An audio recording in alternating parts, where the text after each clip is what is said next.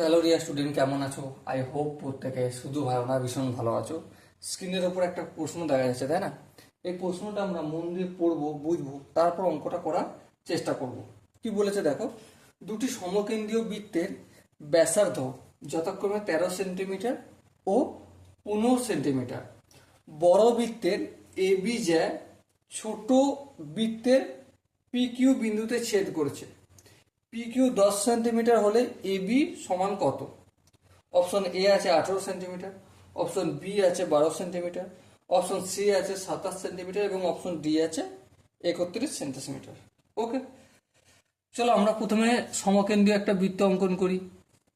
এই হচ্ছে ও কেন্দ্রীয় বৃত্ত, আর একটা এই আমাদের বৃত্ত। ওকে, এই হচ্ছে ও কেন্দ্রীয় বৃত্ত। এবার কোশ্চেনে কি বলেছে দেখো, বড় বৃত্তের এ বি জ্যা, মানে এই এ থেকে বি পর্যন্ত একটা জ্যা অঙ্কন করলাম। এই এ বি বড় বৃত্তের জ্যা হলো। হ্যাঁ, ছোট বৃত্তকে পি কিউ বিন্দুতে ছেদ করেছে, মানে এখানটা পি আর এখানটা কিউ বিন্দুতে ছেদ করেছে। এই পি থেকে কিউ পর্যন্ত ডিস্টেন্স কতটা বলে দিয়েছে? বলো বলো। 10 সেন্টিমিটার বলে দিয়েছে। তাহলে এ থেকে বি পর্যন্ত ডিস্টেন্সটা কত সেটা আমাকে বের করতে হবে। বেশ, বের করব।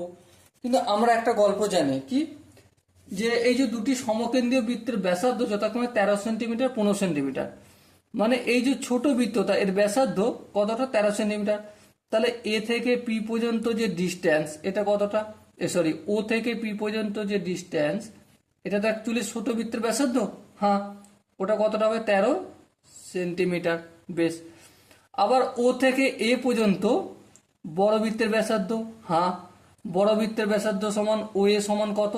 সেটা হচ্ছে 15 সেন্টিমিটার। ওকে, এবার আমরা এখানে একটা কাজ করব, একটা অঙ্কন করব। কি করব?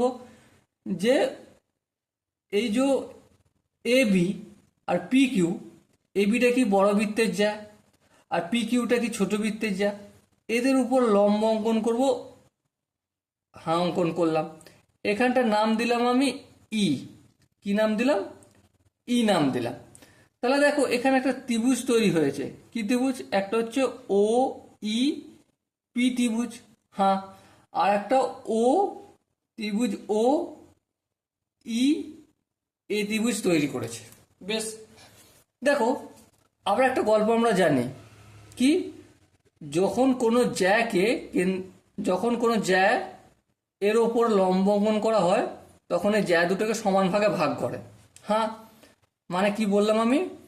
ও ই লম্ব হচ্ছে পি কিউ এর উপর। হ্যাঁ, আবার ও ই লম্ব হচ্ছে কি এ বি এর উপর। হ্যাঁ, এ বি এর উপর। এটা থেকে আমরা কি বলতে পারি? এই জায়গাটা থেকে লম্ব যদি হয় তাহলে P E equal to Q E. হ্যাঁ, ঠিক। আবার এই জায়গাটা থেকে কি বলতে পারি? এ এ ই ইকুয়াল টু কি? এ ই ইকুয়াল টু ইবি। হ্যাঁ, এটাও বলতে পারি। ঠিক আছে, লম্ব অঙ্কন করছি কেন্দ্র থেকে জ্যার ওপর, মানে জ্যাটাকে দুটো সমান ভাগে ভাগ করে দিচ্ছে। বেশ, বুঝলাম। এবার দেখো এই যে ত্রিভুজটা, এখানটা কি 90 ডিগ্রি হয়? হ্যাঁ, 90 ডিগ্রি হওয়ার অর্থ কি? সমকোণে সমকোণী ত্রিভুজের অতিভুজের স্কোয়ার ইকুয়াল টু লম্ব স্কোয়ার প্লাস ভূমি স্কোয়ার। হ্যাঁ, ঠিক ঠিক। তাহলে এখানে অতিভুজ কি? ওপি।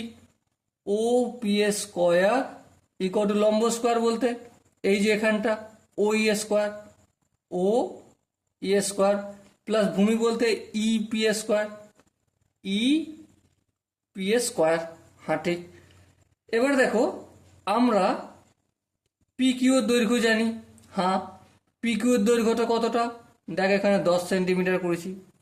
তাহলে পি ই এর দৈর্ঘ্যটা কতটা?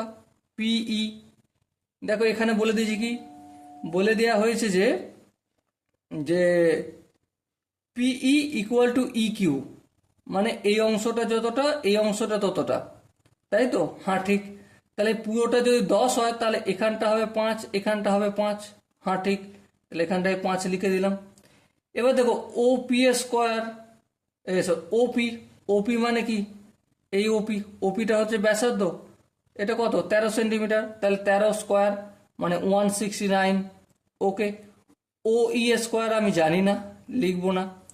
ইপি স্কোয়ার, দেখো ইপি মানে পিই, সেটা কত 5, 5 মানে কত 25, 5 স্কোয়ার মানে 25। ওকে, এবার ধ্যান দিয়ে দেখো এই 25টা যদি এদিকে আনি, 169 থেকে 25 বিয়োগ করলে 144 equal to O E square হলো। স্কোয়ারটা এদিকে আনলে রুট হয়ে যাবে, 144-এর রুট কত 12, তাহলে 12 ইকুয়াল টু ও ই।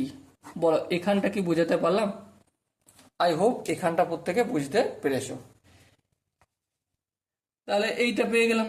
এবার দেখো ত্রিভুজ ও ই এ, ও ই এ ত্রিভুজের এখানেও সেম অতিভুজের স্কোয়ার, অতিভুজ বলতে O A square, O A square equal to লম্ব স্কোয়ার, লম্ব স্কোয়ার বলতে ওই ও ই স্কোয়ার প্লাস ভূমি স্কোয়ার বলতে A E square, A E square.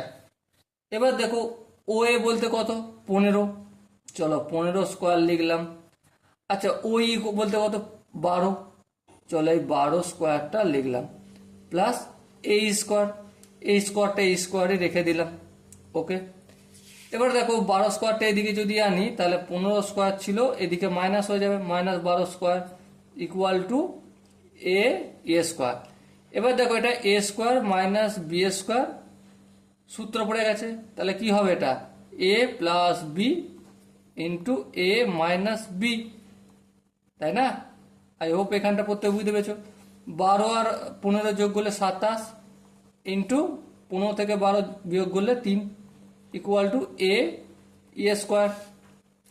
So এই সমান কত, স্কোয়ারটা অপোজিট দিকে পাঠালে রুট হয়ে যাবে, রুট 3 গুণিতক এই 3টা লিখলো 27 মানে কি 3 গুণিতক 9, হাতে এই দুটো 3 থেকে একটা 3 বেরিয়ে আসবে, আর এই 9 থেকে 9 মানে কি রুট 9 মানে 3, তাহলে এবার এই 3 গুণ করলে 3 3 9, তাহলে এই সমান কি পেয়ে গেছি আমি 3 পেয়ে গেলাম। এবার দেখো এই সমান 3 মানে এখানটা যদি আমি 9 পাই, এই পুরোটা যদি 9 পাই তাহলে এখান থেকে এখান পর্যন্ত কত, অবশ্যই A B equal to A E plus E B. হ্যাঁ ঠিক। আবার দেখো এই মানে কি, এই মানে 9, আবার ইবিটা ইবি সমান কত এ বি এর সঙ্গে সমান, তার মানে এটাও 9, তাহলে 9 9 কত হলো 18 centimetre. Okay, so dear student I hope তোমরা প্রতিটা স্টেপ বুঝতে পেরেছো। যদি কোনো স্টেপ বুঝতে অসুবিধা থাকে, ডাউট থাকে, কনফিউশন থাকে, তার জন্য কমেন্ট বক্স খোলা রইল। ওকে, সো দেখা হচ্ছে পরবর্তী সেশনে, ততক্ষণ পর্যন্ত ভালো থেকো, সুস্থ থেকো এবং জয় হিন্দ।